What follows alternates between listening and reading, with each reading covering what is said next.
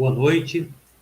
Eu sou o professor Neymar Machado de Souza, professor na Faculdade Intercultural Indígena da UFGD, um dos coordenadores do projeto Tecorá Maranhim, que está a cargo do Foremes, FENEI, Missão Evangélica Kaiowá, Faculdade Intercultural Indígena da UFGD e da Associação Beneficente Salvário.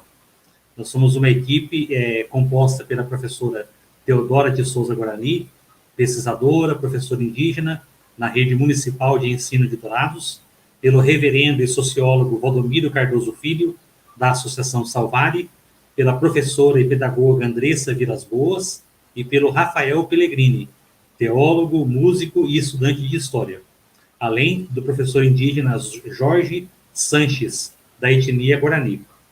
Hoje nós estamos com a nossa programação semanal, todas segundas, 19 horas, com um tema e convidados de diversas áreas do conhecimento.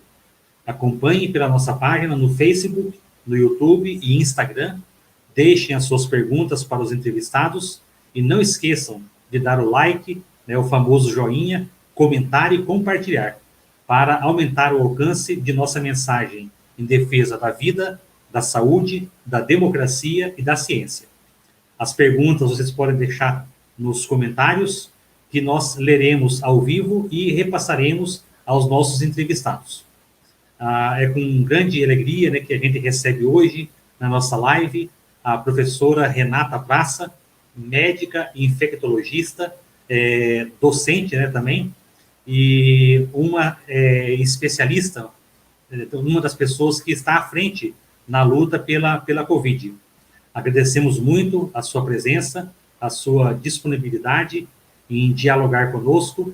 Lembrando, professora, que a nossa live ela é voltada especialmente para professores indígenas da comunidade, uma linguagem assim acessível, e eles também vão colocar suas dúvidas para a senhora, e desde já agradeço muito pelo seu tempo, pelo seu trabalho, pela sua dedicação, e por separar um tempo para conversar com a gente, tirando assim também da sua família e do cuidado com os filhos, como a senhora comentava no começo.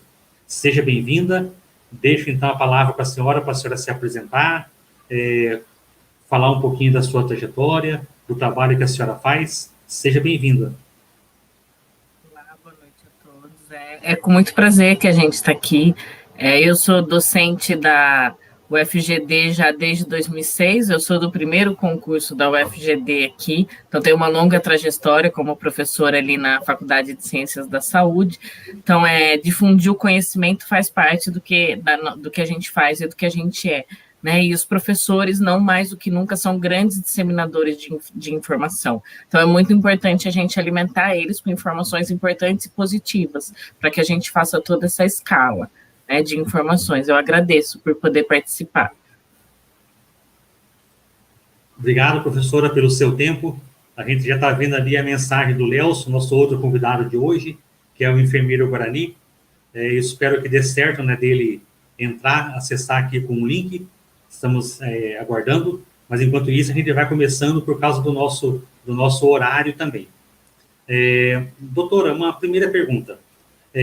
Nós temos a vacinação que está em andamento, nós sabemos da importância da vacina na luta contra a pandemia, e gostaríamos que a senhora comentasse um pouco como está a adesão à vacinação com relação à primeira e à segunda dose, e a situação da pandemia em nossa cidade, informações sobre a comunidade indígena que chegam até a senhora. Que novidades a senhora nos traz e informações para que a gente continue se cuidando e valorizando a vacina. Assim, a gente tem que entender, eu acho que a principal coisa que a gente tem que bater bastante na tecla é para que todo mundo entenda que a vacinação é um ato de saúde coletiva, Então, é um pensamento de todos, eu estou pensando em todos e não em uma única pessoa, tá? Então, a gente só vai conseguir diminuir a transmissão do coronavírus quando a gente tiver bastante gente vacinada. Aí o vírus não vai conseguir ficar entre nós, e aí vai diminuir a circulação do vírus entre as pessoas e vai diminuir o número dos casos. Então, é importante, quando você for tomar a vacina, você não está protegendo a você, você está protegendo toda a sua família e toda a comunidade. Então, a gente só vai conseguir vencer a Covid quando a gente conseguir vacinar o maior número de pessoas. Então, a gente tem que ter, acho que isso muito importante na mente, para a gente entender que é assim que funciona, tá? Então, assim, por exemplo, dados, eu trouxe alguns dados da população indígena, tá? Então, assim, ó, mais ou menos no Brasil, já foram mais de 46 mil casos na população indígena, tá? E 634 óbitos no Brasil, tá? Em Dourados, a gente tem, na população indígena, 640 casos com 12 óbitos, tá? É o que a gente tem até agora ali, tá? De casos, tá? Em Dourados, no total, ó, a gente tem 25 mil casos, para vocês entenderem. Então, a gente tem 25 mil casos em Dourados, quase 1.000 são na aldeia, tá? São em indígenas, tá? Em Dourados, a gente teve 358 óbitos desde o começo da pandemia e a gente teve 12 óbitos na população indígena, tá? Então, essa foi a proporcionalidade. Então, se a gente for ver, foi uma proporcionalidade de óbitos maior do que na cidade, porque só para 800 casos foram 12 óbitos. Eu acho que isso é um dado importante para a gente avaliar, né, e conversar aqui. Então, é importante a importância de vacinar a aldeia, né, como um local de prioridade, né, das pessoas se vacinarem, da gente indicar e da gente conversar com elas e convencê-las da importância de fazer esse ato. Perfeito. Doutora, a gente observa que a velocidade da vacinação, ela não é tão rápida como a gente esperava, né? E há poucos dias nós tivemos conosco o doutor Zelic, que atua na saúde indígena. Então, ele comentava de um índice da primeira dose e um índice menor da segunda dose na comunidade indígena. E uma coisa que nos chamou a atenção é que o percentual de vacinados, tanto na primeira quanto na segunda dose, ele estava ainda abaixo de um limite considerado seguro, aceitável para barrar o avanço da epidemia, da pandemia. A senhora tem alguma informação em relação a esse índice na cidade, na aldeia, né? Como está, por exemplo, nesse momento, né? Porque o doutor Zelic esteve conosco há mais ou menos 15 dias, né? Nesse momento, hoje, qual seria o quadro que nós temos de adesão à vacinação? A gente tem, assim, na aldeia, eu não consegui da primeira e da segunda dose, mas eu consegui entre indígenas, a gente não conseguiu ainda atingir 60%. Tá? Então, é um índice baixo, ainda mais em se tratando de uma população que é prioritária no Programa Nacional de Imunização, né? Então, a população é prioritária, essa vacina está sendo oferecida, mas está tendo uma baixa procura. Tá? Então, acontece isso também, está acontecendo. Né? As pessoas, às vezes, têm medo de se vacinar, ou têm medo das reações, muitas fake news, né? E que acabam atrapalhando a adesão. Tá? Em Dourados, a gente chegou próximo a 3% de pessoas vacinadas, quase 2% com 2 doses. Tá? Então, a gente, mesmo na cidade, a gente ainda está com a vacinação muito incipiente. Tá? E, assim, são muitas causas. É a distribuição da vacina, é a logística, né? É do Ministério da Saúde.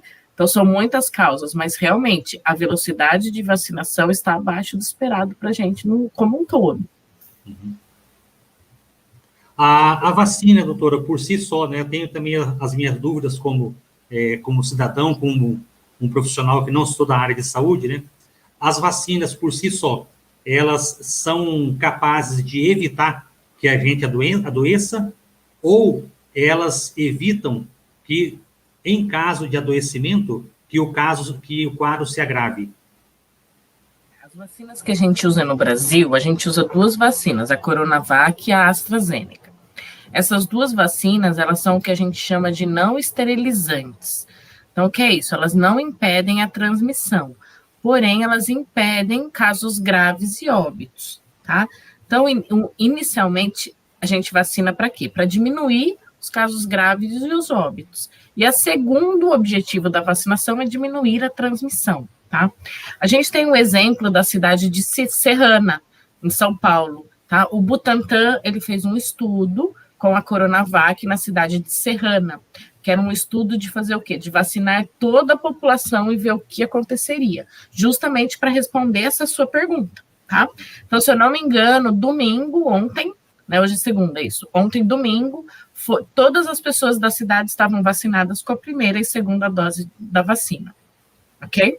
Aí não existem dados ainda, os dados são preliminares, porém, fazem 13 dias que nenhuma pessoa é entubada em Serrana e fazem mais de 15 dias que nenhuma pessoa morre em Serrana. Então, assim, Serrana nos provou que o primeiro objetivo da vacina, quando a gente vacina todo mundo, pode ser alcançado, que é diminuir óbito e casos graves, né? Quando a maioria das pessoas está vacinada, o que acontece? O vírus, ele consegue circular menos. Vamos pensar, tem 10 pessoas dentro da sala. Vamos pensar que tem 10 pessoas. Se todo mundo estiver sem máscara conversando e uma pessoa estiver com Covid, todo mundo vai pegar, ok? Vamos pensar assim. Aí, o que acontece? Da sala, eu vacinei 8 pessoas e uma pessoa tem. Aí, o que acontece? Provavelmente vão pegar mais 3 ou 4 pessoas daquela sala vão pegar. Né? Então, o que acontece? O vírus vai ter uma pessoa na frente, aquela ela não vai conseguir pegar, ela vai conseguir pegar outra, entendeu? Então, a vacina vai fazer esse fenômeno no coletivo. Então, a consequência, quanto mais gente eu vacinar, maior vai ser a dificuldade que o vírus tem para circular, então menor vai ser o número de casos de doença. E assim a gente vai controlando, conseguindo controlar o número de óbitos e de doença e aos poucos voltando a uma vida aí relativamente normal. Tem um dado que a gente acompanha pela imprensa, doutora, que me preocupa bastante, né? Chega para a gente, pelos telejornais, a informação de que o número de idosos e pessoas com comorbidades internadas em estado grave, ele diminuiu. E nas UTIs, nós temos muitos casos de jovens, mais jovens internados. Aqui a senhora atribui isso. Eu fico imaginando se, por um lado, a vacinação entre os mais idosos ela tem evitado casos mais graves e, por outro lado, um relaxamento da população mais jovem, né, nas medidas de prevenção. Será que isso procede? Que, como a pandemia, nós já estamos há mais de 400 dias na pandemia, se há uma tendência da gente relaxar nos cuidados, né? Será que esse relaxamento, esse descuidado, essa imprudência nossa dos mais jovens está se refletindo no aumento de casos com complicação lá no hospital? Sim, a resposta é sim, né? Então, assim, essa resposta ela vai perfazer a teoria de Darwin, né? A resposta vai perfazer a teoria de Darwin, porque o que acontece? Vamos pensar. O vírus, ele quer viver, né? Como que ele vive? Ele tem que passar de pessoa para pessoa, ok? Ele tem que passar de pessoa para pessoa.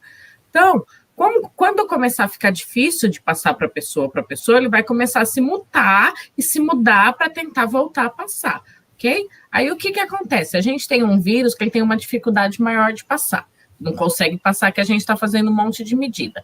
Aí um desses vírus, ele faz uma mutação, porque esse vírus muta muito. E esse vírus se torna mais transmissível ou mais patogênico. E aí, com as pessoas circulando mais, esse vírus passa a ser prevalente entre a população, né? Então, é um vírus que transmite mais ou que vai dar uma virulência maior. E assim foi que começou e que surgiu em Manaus a variante P1, né? Então, o relaxamento de todas essas medidas, né, levou à criação de várias, e no Brasil são várias variantes já. Então, é o vírus tentando viver dentro do nosso processo. Tá? Então, como os idosos foram vacinados, diminuiu muito o número de casos graves em idosos, porque, inclusive, a Coronavac foi provado que ela tem ação contra P1, né? Então, essa P1 que a gente suspeita que ela seja a cepa dominante hoje no Brasil, eu não posso afirmar ainda, porque não há estudos que comprovem, mas clinicamente, a gente observa que os casos mudaram clinicamente e que toda essa cadeia mudou. Então, o relaxamento aumentou o número de casos em jovens e aumentou o número de casos graves em pacientes mais jovens, tá? Então, a gente realmente viu isso, foi uma realidade. Provavelmente os dados de março e abril, quando fecharem o boletim, a gente vai observar isso, tá? Casos mais graves, a gente teve bastante óbitos, tá? Aqui no estado do Mato Grosso do Sul, até a data de hoje, morreu o mesmo número de pessoas que o ano passado, tá? Todo na pandemia, para você ver como agora realmente está mais agressivo. É um comparativo para vocês entenderem. Doutora, eu tenho ouvido assim, em tom jocoso na comunidade, mas mesmo a brincadeira, às vezes ele expressa um pouco a mentalidade, né, de um grupo, né? Então, esses dias eu ouvi um comentário, que eu não tomei a vacina porque eu não sou gado para ser vacinado, né? E aí eu achei bastante triste de um lado e engraçado de outro, né? E aí depois eu fiquei pensando que também o gado é muito vacinado, né? Então, as vacinas também protegem os animais contra doenças? Sim, um grande exemplo é a febre aftosa, né? Se o gado não tiver vacinado para a febre aftosa, você não exporta a sua carne, né? Então, as fazendas gastam muito com isso, os animais. Então, os gados são vacinados e muito bem vacinados. Com certeza. Então, o gado está mais protegido do que nós, né? Quem sabe, se nós fôssemos como o gado, estaríamos mais protegidos contra a Covid, né? E um ponto que a senhora tocou, que era uma pergunta que eu tinha anotado aqui na minha cola, era justamente isso, né? Ou seja, o que é para a gente entender, doutora? Por exemplo, nós temos muitos professores na live, né? Gostaria aqui de mandar ali uma saudação à professora Michele, né, ao professor Kleberson, a Fernanda, né, diretora da Escola Agostinho, que estão aqui, a professora Geise Eder, né, um abraço, agradeço muito a presença de vocês, e vamos aproveitar então, pessoal, que está aqui conosco hoje, uma especialista, deixar as perguntas e esclarecer as dúvidas que a gente tem, por mais engraçadas e bobas, né, que possam parecer, né, como essa brincadeira, eu não sou gado para ser vacinado, né, ora, o gado também é vacinado, né? Doutora, o que é uma variante? A senhora falou de uma variante, falou desse termo, né, P1, o descuidado da gente em proteger-se facilita a vida do vírus? Sim, né, facilita, porque daí ele vai se transmitir mais, né? Então, assim, vamos imaginar que cada um de nós ande com uma nuvenzinha na cabeça que seria de vírus, né? Então, imagina se a gente juntar 20 pessoas junto, como que vai estar aquela nuvem, né? Um monte, né? Imagina se eu separar aquelas pessoas, aquela nuvem vai dissipar. Então, é assim que o vírus se comporta no ar, entendeu? Se tem mais gente, ele vai ter mais aglomerado. Se está mais afastado, ele vai estar menos transmissível, né? Tanto que depois desse lockdown, dessas 2 semanas que a gente fez, houve uma queda de quase de 60% dos casos, tá? Aqui em Dourados, na região, em todo o estado. Tá? Então, houve um efeito do lockdown feito nas últimas 2 semanas e houve, sim, uma diminuição de casos. Uhum.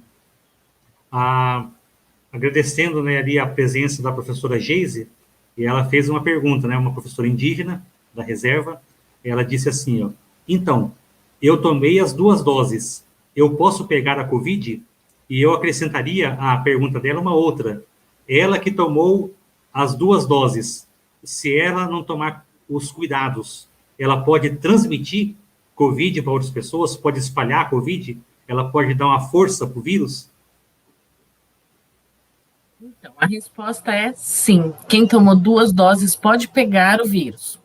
Provavelmente seu corpo tem resposta e provavelmente você vai fazer uma resposta mais leve. Porém, se você pegou, você pode transmitir. Então, você pegou, você pode transmitir. Só que as formas mais leves transmitem menos. Então, a vacina, ela diminui a transmissibilidade, mas ela não zera, e ela diminui a sua chance em cerca de 50% de pegar Covid. Por isso que mesmo vacinado com 2 doses, você tem que manter os cuidados de usar a máscara, de distanciamento social, tá? O álcool gel, né? Vocês, os professores, eu vou falar, quem puder, eu acho que o Face Shield é importante, principalmente com os alunos, na hora de corrigir próximo. Eu acho que é um EPI, óculos e Face Shield para se pensar, tá? Importante também para vocês se cuidarem. Desculpa interromper, né, no meio da sua fala, até o pessoal faz muita piada e pronuncia errado e dão risada, né? Os professores indígenas e o pessoal da aldeia é muito bem-humorado, né? Face Shield, né? O que é o Face Shield? E o que é essa sigla EPO? É a máscara de plástico. É uma máscara de plástico, a Face Shield. Nada mais é que uma máscara de acrílico plástico transparente, porque a doença ela é transmitida por gotícula. Então, vocês ficam próximo dos alunos, né? Então, aí a gotícula vai no capacete, no plástico, e não vai em você. Entendeu? Essa é a forma de proteção. Na aldeia, nós tivemos essa discussão, inclusive na live com o Dr. Zelic, uma discussão em relação ao retorno, né? Então, de um lado, se a população adulta ela foi vacinada, mas é um índice inferior a 70%, né? De acordo com o Dr. Zelic, eu não tomei nota, mas parece que a primeira dose estava ali perto dos 60%, 58%, se não me falha a memória, e a segunda dose, um índice abaixo de 48%. Porém, as crianças e adolescentes não se vacinaram. E eu tenho observado, né, ao circular um pouco na aldeia, que essas crianças não têm acesso à máscara. Então, uma necessidade grande é a máscara. Então, significa que qual seria a segurança, o risco de voltar a atividades presenciais nesse momento com as atuais condições que nós temos na aldeia? Eu não sei qual é a sua experiência, né, em aldeia. Em alguns lugares não tem água, não tem banheiros adequados, né? As escolas são lotadas, não tem vaga suficiente para todos os estudantes nas escolas da aldeia, o que significa que são salas cheias, né? Como que a senhora vê um pouco esse contexto, né? Assim, eu acho que a gente tem que tentar analisar todos os lados da situação. Então, assim, primeiro a gente tem que pensar se é possível a gente obedecer às regras básicas de biossegurança. Primeira pergunta que a gente tem que responder é essa: é possível? Então, a gente vai ter estrutura para que nós vamos dar máscaras, então a gente teria que oferecer essa máscara aos alunos, correto? Então, teremos essa possibilidade de oferecer a máscara aos alunos, oferecer a máscara aos professores, oferecer essa proteção. Nós teríamos como fazer o distanciamento social, teríamos como aumentar se as salas são superlotadas, teríamos como dividir ou não, teríamos como fazer o distanciamento social, teríamos como lavar as mãos. Serão as primeiras 3 respostas que, talvez com adaptações, eu acho que talvez fosse possível, num primeiro momento, se você fizesse algumas adaptações aqui olhando o local. Então, essa é um dado a se observar, né? Eu acho que o treinamento dessas pessoas, dos professores, de quem vai lidar com as crianças, eu acho que isso também é muito importante. Só que a gente tem o outro lado para observar essas crianças não estão indo na escola, já faz mais de 400 dias. Sim. O que elas estão fazendo? Exatamente. Qual vai ser a evasão escolar? Quantas dessas crianças vão desistir e não vão mais querer? Principalmente os adolescentes, né? Entre 13 e 18 anos. Então, assim, são 2 coisas, assim, eu estou colocando a discussão porque acho que não há uma resposta. Exatamente. Eu acho que não há uma resposta do sim nem do não, porque a gente tem muitos lados para observar. Né? E hoje, se a gente for ver, a população que mais está vacinada, entre aspas, seria indígena, né? Ali teria, teoricamente, mais protegido até que as pessoas da cidade, um índice muito maior. Exatamente, a senhora comentou, né, que a cobertura na cidade não chega, está em torno de 2%, e na aldeia está ali entre 50% e 60%. Exato. Com uma dose, né? E, no entanto, por exemplo, os professores têm destacado muito no chat, nas lives anteriores, da falta de condições de segurança que eles consideram adequadas para voltar. Um ponto, né, que eles destacam, inclusive no chat de hoje, está, é que nem todos os professores tomaram a vacina. Então, tem um elemento importante aí que eu queria também oferecer à senhora para a senhora comentar, né?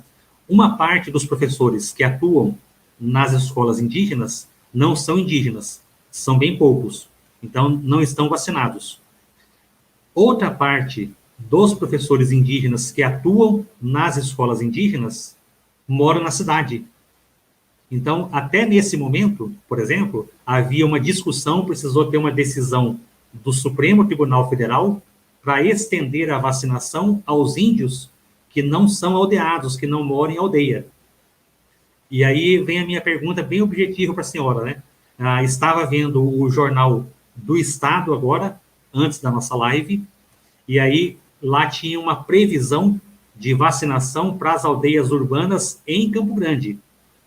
A senhora teve alguma informação, como médica, de que já tem gente vacinando na área urbana de Dourados? Porque pela imprensa eu não soube de nada até hoje. Não, inclusive eu estava revendo esse problema, até eu procurei e não achei esse dado de Dourados. Eu vi essa informação, falei, vamos ver quantos não aldeados a gente tem aqui em Dourados e se eles foram vacinados. Eu não vi. Tá? O que eu vi é que os professores também entraram, porque aqui em Dourados eles estão seguindo um cronograma, né? Cada semana entra um cronograma. Então, eu não sei, provavelmente essas pessoas devem entrar numa ordem deste cronograma. Então, eu não consigo predizer se elas vão tomar daqui 2, 3 semanas ou daqui 6 semanas. Então, assim, o que todos falam agora é que todo mundo, que o Supremo, todos os que têm direito vão receber. Agora, eu não sei quando. Exatamente. A velocidade de vacinação e os atrasos no fornecimento do famoso IFA, né, e que compromete um pouco aquele cronograma do Ministério da Saúde, nos preocupa bastante. Então, a gente não tem como, né, ficamos sem ter uma ideia de dizer quando estaremos vacinados, né?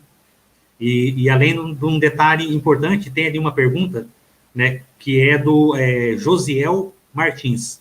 O Josiel, acho que ele é acadêmico nosso da Faculdade Indígena, ele é um comunicador indígena de Amambai, e ele tem uma pergunta simples e bastante direta que eu achei muito importante, que é a pergunta de outras pessoas, exatamente, né? Eu estou buscando aqui, mas a pergunta era basicamente assim: a vacina impede a gente de adoecer de Covid-19? Essa é a pergunta do Josiel. Ela não impede, ela ajuda a você não ficar grave, tá? Então, assim, o que acontece? A resposta imunológica, ela é complexa, né? E multifatorial, tá? Então, o que acontece? A vacina, eu dou o vírus inativado. Aí ele entra no meu organismo, ele está morto. Aí o meu organismo cria uma resposta imune em cima daquele vírus. Só que ele não é o vírus original, ele é o vírus morto. Então, a resposta que eu crio para ele é uma resposta simulada do vírus. Não é o vírus vivo, entendeu? Então, o que acontece? A hora que eu entro em contato com o vírus, meu corpo fala assim, opa, isso aí eu já vi, vou rápido responder. Aí ele responde mais rápido. Então, respondendo mais rápido, a chance de você ficar grave é menor.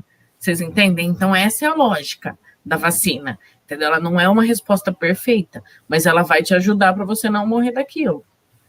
Uma espécie de treinamento, né, do sistema, do corpo.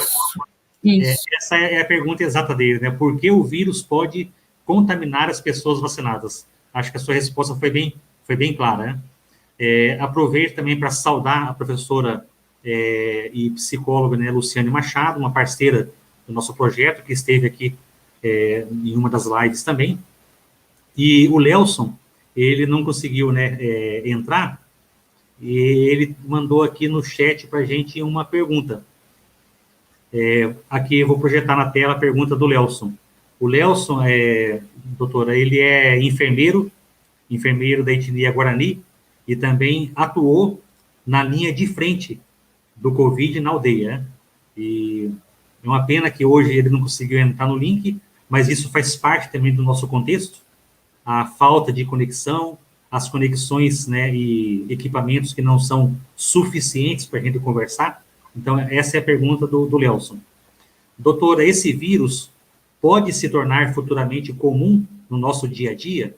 Se tornar como o H1N1 que chegou e todo ano sofre uma mutação? Ou ele, com o correr do tempo e da vacinação, vai ser contido? Eu fico preocupado, né, com essa pergunta do Lelson, porque eu tinha preparado uma pergunta assim, né? Nós ficaremos livres da Covid-19? E ele, como profissional de saúde, parece indicar que não, que teremos de aprender a conviver com isso, né? O que a senhora diz, doutora, dessa pergunta dele? Vamos lá por pedaços, né? Se o vírus pode futuramente, né, ser comum no nosso dia a dia, eu acho que ele já é. Eu acho que esse futuro já chegou, tá? Então, ele já está aí como parte do nosso dia a dia. Então, provavelmente, meu sonho é que ele se torne um H1N1, que vem todo ano, que tem uma vacina todo ano para ele, e que a gente consiga controlar e tenha poucos casos anuais, que é o que acontece com o influenza anual.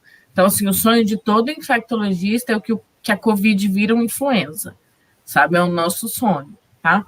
Então, assim, ele pode ser contido? Sim, né? Se eu conseguir, por exemplo, se eu conseguir fazer o que eu fiz em Serrana, no Brasil inteiro, né? Então, eu vou diminuir bastante a circulação viral, aí eu vou diminuir bastante o número de casos. Aí eu vou ter poucos casos, eu ainda vou ter casos graves, eu ainda vou ter casos que vão precisar ir para UTI, mas vai ter um número de casos bem menor. Né? A vacina vai ajudar muito a controlar, mas é difícil eu falar em erradicação de doença, né? A única erradicação de doença que a gente conseguiu foi a varíola através da vacinação até hoje na humanidade, né? Então, assim, eu acho que talvez a gente não consiga eliminar o Covid, mas eu acho que nós vamos conseguir, se a gente conseguir fazer a lição de casa, a gente consegue conviver muito bem com ele. Temos uma pergunta do professor Kleberson, mas o pastor Rodomiro, né, que está na técnica, ele projetou uma pergunta da Roseli. Não tem problema, pastor, volta a pergunta da Roseli, né? Eu tenho ouvido alguns comentários, porque acho também, doutora, que eles se conectam com as fake news. Ou seja, muitas pessoas têm medo de tomar a vacina e já sacam, não da manga, mas do celular, algum caso de alguém que tomou as 2 doses, contraiu a Covid e veio a óbito. E, recentemente, nós tivemos um caso famoso, que foi do cantor Aguinaldo Timóteo, né? Então, né, a pergunta da Roseli Lima Cabral, né? Qual será que foi o problema, né? Veja só o caso dela. Um tio do meu esposo tomou as 2 doses. Não pegou a Covid antes de tomar a vacina. Após estar imunizado, já com as 2 doses, contraiu a Covid e veio a óbito. O que será que pode ter acontecido, né? É difícil dar um diagnóstico à distância, não? Mas o que seria possível comentar sobre a segurança das vacinas na imunização? Então, vamos lá.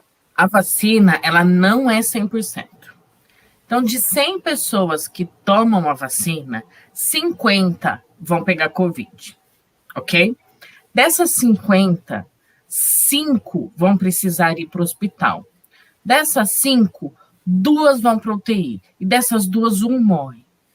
Aí, se a gente teve 100 mil pessoas vacinadas, qual vai ser a proporção de pessoas que a gente vai ter ali com óbito, entendeu? Então, conhecer um caso não é estatisticamente significativo. Eu tenho que conhecer o todo, né? Então, por exemplo, a gente tem no Brasil os 150 milhões de pessoas. Então, com certeza, quando eu estiver vacinando todo mundo, vai morrer pessoas que tiveram vacina, tá? Então, eu acho que isso é a primeira coisa. Eu não posso, um dado isolado não é um dado que dê para eu fazer análise. Então, foi uma pessoa que, entre 25 mil pessoas, sei lá, que tomaram a vacina em Dourados. Foi uma, tá?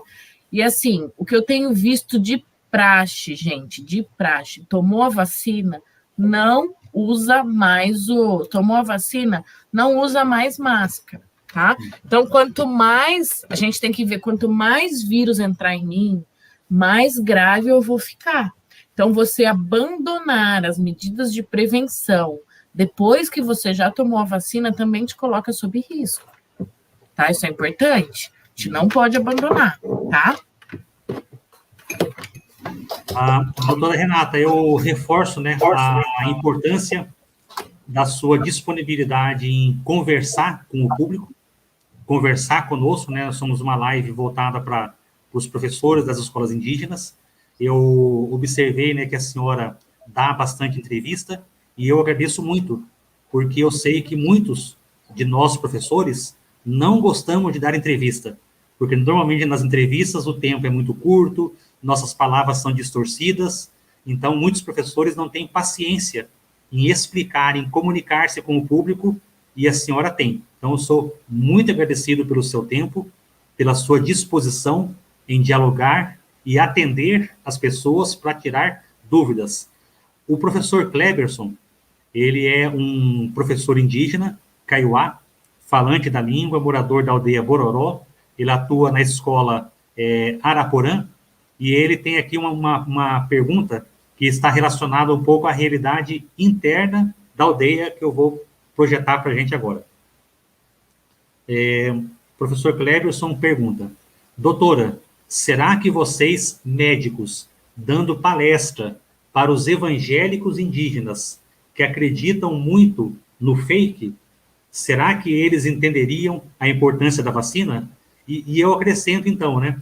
Qual a importância que a senhora vê dos professores que são mais letrados, que fazem a faculdade, né? Alguns deles já estão, inclusive, na pós-graduação, nessa comunicação entre os profissionais de saúde e as pessoas mais simples da comunidade, sejam evangélicas ou não. Assim, um dos motivos de eu dar muita entrevista é isso, né? Que a gente só combate a fake news com informação. E com informação de boa qualidade, né? Não adianta a gente deixar, né, e falar tá tudo bem, aí uma mentira contada 1000 vezes se transforma numa verdade, né? Então a gente tem que tomar cuidado com esse fenômeno. Então, assim, eu acho que é importante, sim, essa aproximação dos profissionais da área da saúde com a comunidade, né? Então, talvez eles se sintam mais seguros com uma pessoa falando, uma pessoa, né, que tem preocupação com eles, que tem mais conhecimento. Então, eu acho que sim, é importante. Mas, ao mesmo tempo, eu acho que as pessoas que eles mais confiam são as pessoas que estão ali no dia a dia, né? Então, quanto mais dentro da comunidade a gente conseguir que as lideranças, que os professores e que os próprios agentes de saúde que são ali indígenas, quanto mais a gente convencer essas pessoas a irem disseminando, talvez a gente consiga chegar um pouco mais nesse objetivo, né? Porque fala a mesma língua, né? Passa uma tranquilidade que às vezes a gente não passa.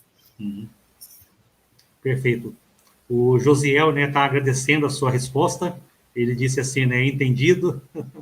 Então, Josiel, além de entendido, vamos disseminar, né, aí na Inhambai, né, eu acho que você é da aldeia de Inhambai, né. Também agradeço, né, a presença do pessoal da aldeia Panambizinho, né, saúdo aqui a professora Késia, que está presente com a gente, a professora Cristier, da área de matemática, né, também conosco, Alex Rodrigues, Amanda Machado, Jussara, professora Jussara, um abraço, viu? E aí nós temos uma pergunta, eu vou privilegiar, né, além das perguntas que a gente tinha na nossa cola no roteiro, as perguntas de quem está acompanhando. Então, nós temos aqui a Kellen Natalice Vilhalva. Doutora, né, e quanto às variantes, até onde as diferentes vacinas são eficazes? Eu também confesso que isso me apavorou um pouco, né? Tive esperança quando correu a notícia, tem a vacina, então vai chegar o dia de eu ser vacinado. E fiquei mais preocupado quando soube da variante amazônica, né? Pensei, e agora, meu Deus, a vacina não vai mais funcionar, né? Parece que a pergunta da Kelly vai um pouco nessa linha, né? Até quando, né? Oi, criançada. Opa, gente. Não, imagina. Olha, vamos... Da Kelly, né? Até quando? Ou será que as vacinas vão proteger também contra essas variantes, né? Até agora, só estudos vão nos dizer isso, né? Então, a semana passada acabou de sair um estudo, foi feita uma avaliação, porque o primeiro local que foi vacinado com o Coronavac foi a Manaus. Fizeram uma avaliação dos profissionais da área da saúde que tinham se vacinado, e ali a cepa predominante era P1, e foi provado que a vacina é eficaz. Tá? Então, a Coronavac já está provada que ela é eficaz contra essa variante. A AstraZeneca também parece, ainda não tem um dado mais significativo, mas também parece que protege. É o que a gente pode dizer até agora. Então, o que a gente pode fazer para evitar isso é não aglomerar, ficar longe um do outro, para evitar que o vírus fique se mutando. Essa é a nossa parte. O professor Josiel, né, eu peço desculpa, eu pensava que o Josiel era de Amambaia, mas não é. Ele está dizendo que é professor aqui na Francisco Meireles, na Escola da Missão. Obrigado, viu, Josiel, pela sua participação. O professor Cleberson fez um comentário para trás, né, que algumas pessoas acreditam que a vacina é o anticristo, né, eu também já acompanhei que essa fake news, ela circula entre muitos não índios, de que dentro da vacina teria a marca da besta, e que as pessoas que se vacinam, então, carregariam dentro de si uma espécie de apostasia, né, de negar a fé, de negar, né, negar o cristianismo, né? Parece que é justamente o contrário, né? Aquelas pessoas que não se vacinam demonstram que não têm compaixão cristã com as outras pessoas, porque podem, né, levar outras pessoas à morte, né? Mas é importante sempre a gente estar dialogando de maneira simples, de não ofender, de ir esclarecendo, né? Às vezes uma brincadeira esclarece muito mais do que uma repreensão, né? Então, os professores têm de ter também muita paciência, né? Como a gente tem paciência com os alunos, né? Se ele, muitas vezes, fala um absurdo, é porque ele não sabe ainda, né? Então, a gente tem a chance de esclarecer. E é importante que ele traga a dúvida dele, porque se ele ficar com vergonha de nos perguntar, porque o professor é bravo, porque o médico é bravo, nós nunca saberemos qual é a dúvida que ele tem. Então, nós temos de ter paciência, uma paciência de professor, uma paciência de educador. Doutora, aproveitando, né, para explorar bastante o seu tempo, que cuidados os professores indígenas devem continuar tendo? Porque, como a senhora comentou, nós estamos num momento bastante grave e estatisticamente mais grave desde o começo da pandemia.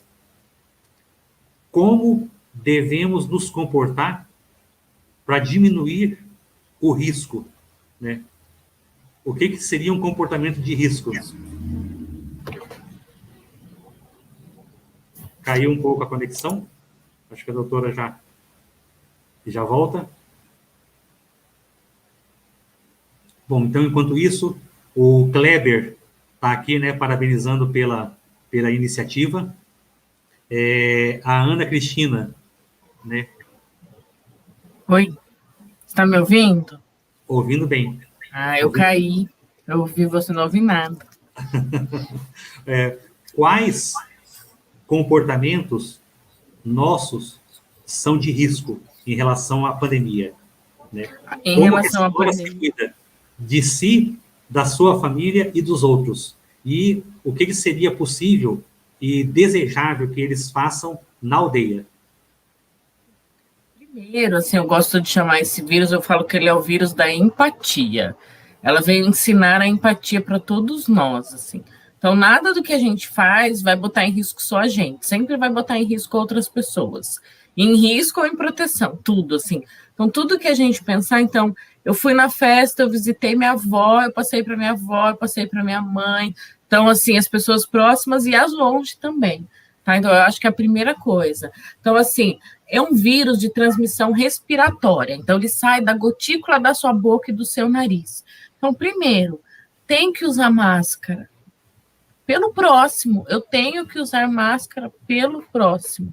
Por mim também, mas eu tenho que usar máscara. Então, acho que essa é a atitude mais importante, é pensar no próximo, usar máscara.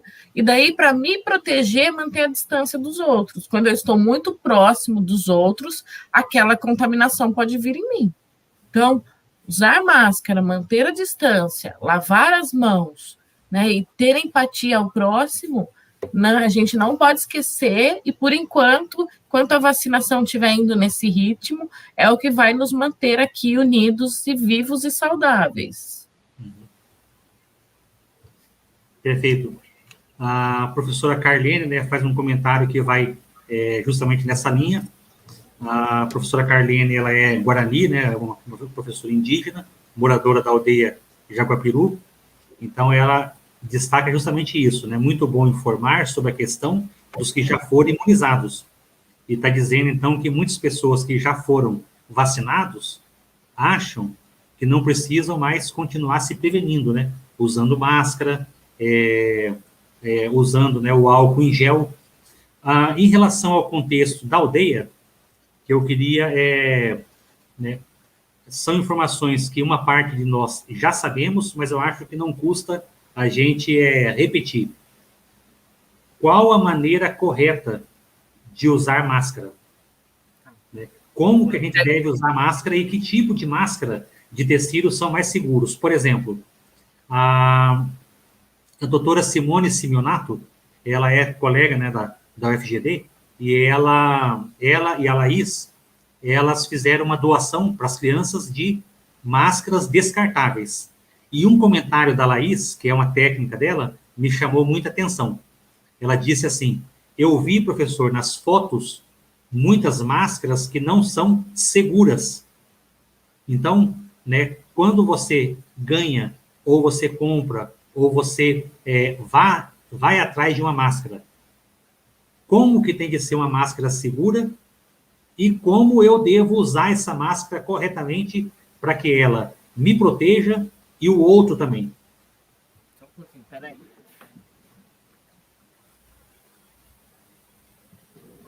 Vamos lá. Aqui é uma máscara descartável, mas eu vou mostrar para vocês. Vocês estão enxergando ela aqui? Ó, deixa eu tirar a luz. Ó. Sim. Estão vendo? Tá? Então, uma máscara de pano. Uma máscara de pano. Ela tem que ter 2 camadas de pano. Veste à frente e veste atrás. 2 camadas, ok? O ideal. Ela tem que cobrir aqui todo o nariz, aqui, ó. Não pode sobrar aqui na bochecha e não pode sobrar aqui embaixo, tá? Não pode ficar caindo do nariz, não pode, tá? Então, esta, por exemplo, a máscara que ela é descartável, a descartável, ó, o que acontece, ó? Eu consigo ajeitá-la aqui, ó, tá? Então, o ideal é que uma máscara de pano dê para ajeitar. Eu puxo aqui, ó. Se você olhar aqui, ó, tá vendo, ó? Tá fechadinho, tá vendo? Fechadinho, não passa ar. Aqui, não passa ar. Aqui, ó, não passa ar. Ok? Seja ela de pano ou descartável, essa aqui é das meninas, da minha filha, por isso tá pequena. Tá? Então, não sendo, é assim que vocês têm que usar, tá? Não é para ficar puxando a máscara e voltando a máscara, ó. Aqui é para proteger a gente, não é? Então, essa parte da máscara, ela tá cheia de vírus. Imagina que aqui tá cheio de vírus. Porque o vírus vem, bate e não entra. Aí você fica assim o tempo todo. Aí você fica contaminando sua mão. Aí você coça o olho. Aí você se contaminou com a sua própria máscara.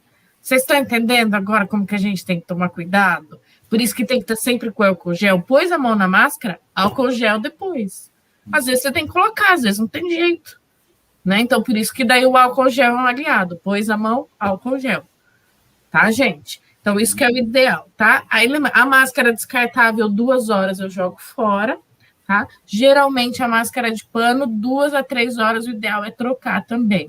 E a máscara de pano, ela também vai envelhecendo, como nossas roupas. Então, se ela começa a ficar muito velhinha, as tramas do tecido começam a alargar. Aí, quando as tramas do tecido alargam, ela já não fica tão segura também. Né? Então, depende de quantas lavagens também. Tem isso aí, tá? Então, o ideal era que alguém na comunidade, né? O ideal, assim, não sei, não, que tivesse alguém na comunidade que fizesse um grupo de mulheres que costurassem para todo mundo, enfim, né? Seria uma alternativa aí para resolver isso aí. Eu tenho observado, doutora, que a realidade da comunidade não é distinta de outras comunidades, né, grandes de São Paulo e do Rio de Janeiro, né, que nós chamamos de comunidades não indígenas, ou seja, houve uma onda de solidariedade grande no começo da pandemia. Parece que as pessoas não entendiam que a pandemia duraria tanto tempo e que essa solidariedade ela diminuiu. Observo, por exemplo, que inclusive a doação e disponibilidade de máscara diminuiu bastante. Ou seja, no começo da pandemia eu recebi muitas máscaras do sindicato, de pessoas que faziam na cidade para doação na comunidade. Essas máscaras foram sendo doadas aos poucos e elas tornaram-se artigos raros, a ponto que eu tive de acionar, né, a nossa colega, a professora Simone, para doar mais máscaras, porque o próprio sindicato, o Sinted, não tinha mais. Então, nós temos hoje uma baixa disponibilidade de máscara, baixa disponibilidade de alimentos, muitas famílias com necessidade de alimentos, e um produto que é raro é o álcool em gel na aldeia, porque ele é um pouco mais caro. Que alternativas as mães podem utilizar de outros produtos para ajudar na higiene, em substituição ao álcool gel? O principal substituto principal é água e sabão, né? Então, água e sabão, né, sempre vai resolver. Eu sei que até isso é uma dificuldade na aldeia, eu tenho consciência disso, né? Mas seria o álcool sabão, o água e sabão, ou o álcool é 70% álcool sem gel, que ele é um pouco mais barato. Tem o álcool que ele é líquido. Ele também pode ser usado como na forma líquida, sem problema nenhum. Ele vai secar mais a pele, secar mais a mão, mas a efetividade vai ser a mesma. A raridade, né, desse produto, né, um dos locais que eu estive hoje, tinha ali mais ou menos 40 crianças e pré-adolescentes, e apenas uma delas com álcool em gel que teve acesso à escola, porque ela foi até a escola em Itaporã. Então, é um produto bastante raro, né? E uma outra dificuldade é a água. Há pouca disponibilidade de água na aldeia. Não é todos os lugares da aldeia que tem bastante água, né? Então, eu observo as crianças com as mãos muito sujas. E não por uma falta de cuidado com a higiene, eu observo, mas porque nessas áreas mais precárias, mais afastadas do centro da aldeia, não há água encanada suficiente. Exatamente, isso é um grande problema. Isso é um grande problema mesmo. Né? E assim, a gente tem muitos grandes problemas de saúde pública, que já existiam há muito tempo. Porque isso que você está falando para mim é um problema de saúde pública, né? Exato. Assim, o saneamento básico e a vacinação, você sabia que são os dois maiores avanços da medicina moderna. Vocês sabiam disso, que salvou vidas? As duas medidas que mais salvaram vidas no mundo foi o saneamento básico e a vacinação. Então, é uma questão de saúde pública, né? Não ter água nesses locais. Assim como é questão de saúde pública não ter leito de UTI, não foi agora que esse problema apareceu, mas foi agora que o problema foi escancarado. Então, talvez seja a nossa hora de lutar por esse tipo de pequenas coisas, né? Ajudar a comunidade na luta para que isso, nesse momento, é muito importante que essas pessoas tenham esse acesso, né? Reforço isso, viu, doutora Renata? A senhora, né, tem acesso a uma camada da população que as pessoas da comunidade nem sempre conseguem dialogar. Pouquíssimas casas de famílias indígenas têm banheiro adequado, né? E muitas casas não têm a água em quantidade suficiente para lavar as mãos e tomar vários banhos, por exemplo, durante o dia, né? Então, essa é um pouco a realidade. Mando meu abraço ali ao professor Edio, né, uma liderança, né, terrena da comunidade, importante, professor. E o Lorival faz uma pergunta, que é assim, o Lorival é um Caduel, né, professor Caduel, mestrando, geógrafo. Ele pergunta assim, doutora Renata, como se sabe se já pegou o Covid, no caso dos assintomáticos? A gente pode fazer o exame de sangue, né, para saber para ver se já teve esse contato. Tá? Então, há um exame de sangue, que a gente chama de sorologia, que a gente consegue ver se já teve esse contato. Exame que a gente pode usar. Que lugar ele pode, ou outra pessoa, deve procurar para fazer esse exame? Esse exame, aí assim, na verdade, eu não sei se a sorologia para assintomáticos está disponível para todo mundo, né? Porque agora, como a gente está numa época de epidemia, a gente não tem muitos exames disponíveis. Então, pelo SUS, que eu saiba, você não consegue fazer uma sorologia para COVID. Você teria que passar numa consulta médica, o médico fazer a solicitação para você e você conseguir coletar no laboratório. Eu acho que você teria que fazer isso, ou passar numa síndrome gripal, entendeu? Aí o médico ia ver se você tem sintomas e ia pedir o exame. Eu acho que para o paciente assintomático pelo SUS, eu não sei se ele tem acesso a esse exame. O Evandro pergunta se o álcool em gel ou álcool líquido, algum dos dois é mais eficiente. O álcool, para ele ser usado como antisséptico, para matar bactérias, o importante é a concentração do álcool. Então, ele tem que ser a 70%. Então, no mercado, a gente acha 96%, mas ele não é mais forte. A concentração entre água e álcool perfeita para matar a bactéria é 70%. Então, se o álcool for a 70%, independente de líquido ou em gel, ele é o que mais protege, ok? Qual a diferença do álcool líquido e do álcool em gel? A diferença é que o álcool em gel ele tem um emoliente. O álcool em gel ele tem aquela substância para você passar para ele ficar mais tempo na sua mão e para sua mão ficar hidratada, entendeu? Então, a única diferença é assim, se você ficar passando álcool na mão, que nem a gente que trabalha no hospital, se eu ficar o tempo todo passando álcool na mão, vai chegar ao final do dia, meu mão vai estar seco, horrível. Aí ele vai começar a machucar minha pele. Então, para que isso não aconteça, eles colocaram um hidratantezinho junto, que daí fica mais tempo na pele, né? O álcool fica mais tempo e protege a pele. É só essa a diferença. Esses dias estive no mercado e as letrinhas do vasilhame de álcool são bem pequenininhas. E eu vi que tinha um pouco mais barato, mas lá, bem pequenininho, estava assim, álcool a 60%. No atacadão isso, né? Fazendo a propaganda aqui negativa, né? Então, o ideal é álcool a 70%, né? O pastor faz aqui a pergunta, né? Quem já pegou o Covid, a reação à vacina é diferente? Quem já teve Covid tem que esperar 4 semanas para tomar a vacina. Tá? Então, primeira coisa importante, você tem que esperar 4 semanas para tomar a vacina. Geralmente, a reação não é diferente, a gente não viu nenhuma diferença. A gente sabe que a AstraZeneca dá mais reação que a Coronavac, mas é só, tá? E eu acho que o importante, quem teve Covid tem que esperar essas 4 semanas para tomar a vacina. Perfeito. A Ana Cristina também comenta, meu esposo e minha filha pegaram Covid, eu fiz o exame e deu negativo, né? Por que isso? Isso é uma coisa que me deixa curioso também, né? Soube de vários casos em que na casa, na família, teve pessoa com Covid e outra pessoa não pegou, né? Isso se deve aos cuidados, à sorte, a característica... Vários fatores envolvidos, né? São muitos fatores, assim. Primeiro, pode ser, né? Não é 100% a transmissão, então existe, né? Quando você começou a apresentar sintomas, né? Geralmente 1, 2 dias antes você já está transmitindo e você transmite mais por 7 dias depois, tá?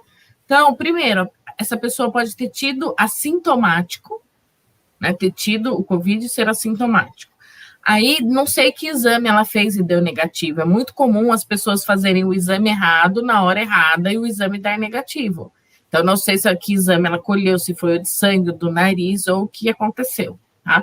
Ela pode, por exemplo, ela pode ter tomado um cuidado maior e, do mesmo jeito que a vacina não é de 100%, o vírus também não é 100% eficaz. Não é porque ele estava na casa dela que passou para todo mundo, né? Então, a vacina não é eficaz, mas nem o vírus. Então, existe a possibilidade dela não ter pegado, existe a possibilidade dela ter tido uma forma assintomática e não ter formado. E existe a possibilidade do exame tá errado, porque o exame erra e não ser negativo. Ela disse ali, de sangue, ela comentou.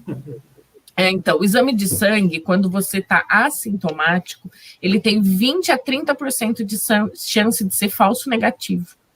Então, eu te falo que às vezes você teve o exame e deu negativo. Estamos, então, no teto, né, do nosso horário. Nós pedimos, né, do seu tempo 1 hora, e a regra da boa educação, né, não recomenda a gente abusar da boa vontade, né, pelas suas famílias, pelas suas filhas, né? E a última pergunta é uma pergunta redundante, mas eu acho que nunca é demais a gente reforçar. O professor Alisson, ele diz assim, ó, temos de se cuidar. Mesmo com a vacina, não estamos livres. E com a nossa realidade local, que a gente tinha comentado, falta de água para beber, preparar a alimentação, imagina a questão da higiene, lavar as mãos, roupas, difícil. Então, mesmo no contexto de falta d'água, né, a questão da aglomeração e outros cuidados que a gente pode e deve tomar, e assim também as suas palavras finais, né? Quais são os cuidados que a gente pode tomar, mesmo numa realidade difícil, de muita privação de recursos e de saneamento, como é o caso da aldeia? Eu acho que é muito importante a gente frisar no não aglomerar, né?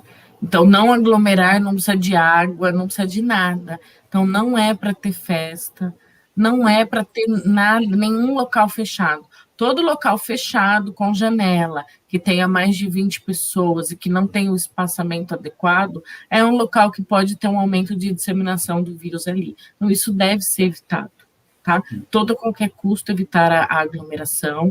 E agora vamos lançar aí a campanha das máscaras para a aldeia. Eu vou começar, vamos fazer alguma coisa aí e vamos lançar a campanha das máscaras para a aldeia, gente. Vamos ver o que precisa, quem precisa falar e vamos tentar fazer, vamos fazer rifa, vamos fazer alguma coisa aí. Vamos se sentar, se juntar e tentar fazer alguma coisa para a comunidade. Mas eu acho que o uso de máscara e não aglomerar seriam duas coisas que são possíveis de fazer na aldeia nesse momento e que diminuiria muito os números de casos.